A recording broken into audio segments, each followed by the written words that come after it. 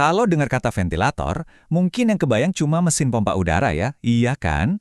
Padahal aslinya jauh lebih kompleks dari itu. Anggap aja ventilator ini kayak partner dansa yang super canggih buat paru-paru pasien. Setiap gerakannya, setiap hembusannya, itu harus pas banget. Yuk kita bongkar bareng-bareng mesin penyelamat nyawa ini.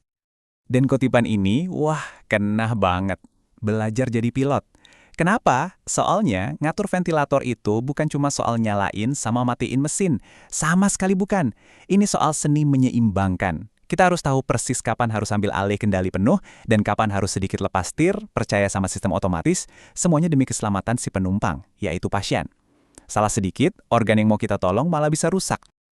Oke, jadi gimana sih cara kerjanya?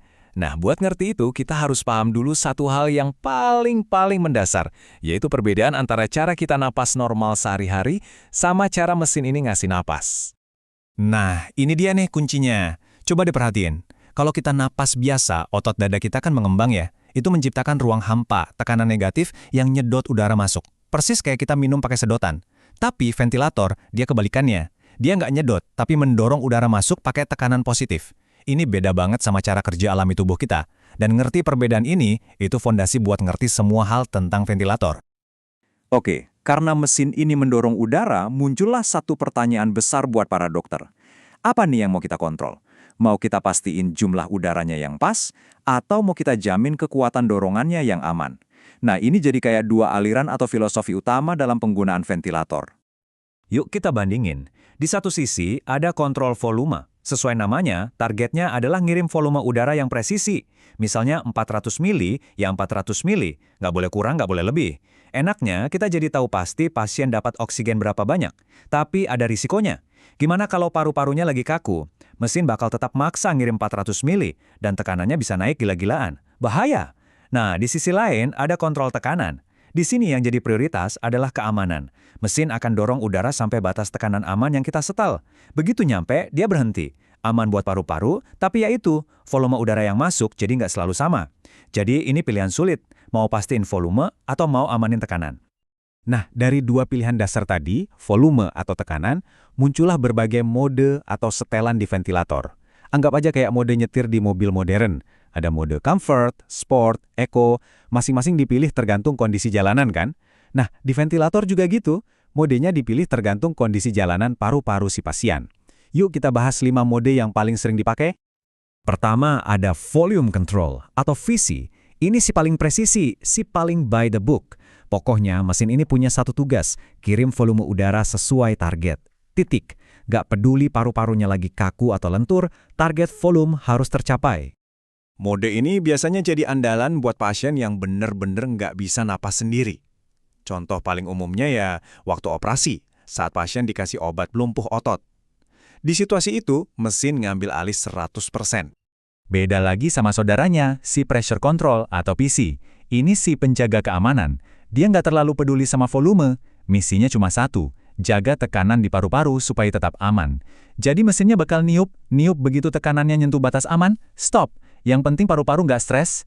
Jadi jelas ya, mode ini jadi pilihan utama kalau kita berhadapan sama paru-paru yang rapuh, yang gampang banget cedera. Menghindari tekanan tinggi itu jadi harga mati. Nah, sekarang kita mulai ke mode yang lebih sosial. Ada SIMV, si teman latihan. Jadi mesin ini masih ngasih napas wajib secara rutin, tapi dia juga ngasih kesempatan. Kalau mau coba napas sendiri, monggo loh. Kalau pasien mulai usaha napas, mesinnya bakal dukung. Sifatnya yang kolaboratif ini bikin SIMV sering banget dipakai sebagai langkah pertama buat menyapih pasien. Tujuannya buat ngelatih paru-paru dan otot napas biar bisa mandiri lagi pelan-pelan. Kalau SIMV itu teman latihan, PSV ini lebih kayak asisten pribadi. Di sini pasien udah jadi bosnya. Pasien yang harus mulai napas duluan. Begitu mesin ngerasain ada tarikan napas, dia langsung bantu ngasih dorongan biar napasnya jadi enteng dan lega. Mode ini pas banget buat pasien yang udah sadar, udah mulai bisa napas sendiri, tapi otot-ototnya masih capek. Jadi masih butuh doping sedikit biar napasnya efektif. Dan yang terakhir, CPAP, si penjaga gerbang. Di sini mesin udah hampir pensiun. Dia udah nggak ngasih napas sama sekali. Kerjanya cuma satu, ngasih sedikit tekanan positif terus-menerus biar jalan napas nggak kempes atau nutup.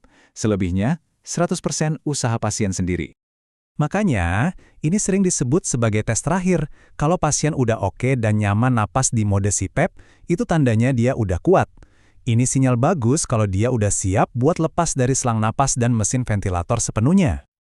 Oke, kita udah lihat berbagai mode tadi ya, tapi di atas semua itu ada satu prinsip, satu filosofi yang jadi pegangan dokter-dokter zaman sekarang. Dan ini adalah perubahan cara berpikir yang gede banget di dunia ventilator.